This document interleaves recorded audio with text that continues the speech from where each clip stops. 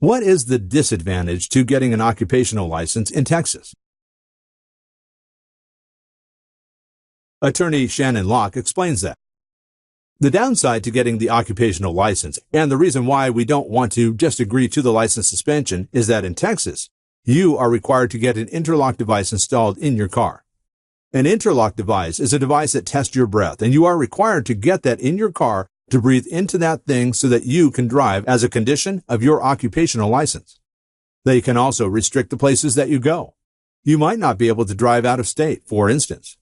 You may not be able to go out of the county that issues the license. When we are requesting your occupational license, we try to make that license as broad as possible. The whole goal of this phase of the representation is to keep your rights as intact as possible so that you can still drive to work, you can still drive for work, and you can still drive for your household. We can limit the consequences of those as much as possible.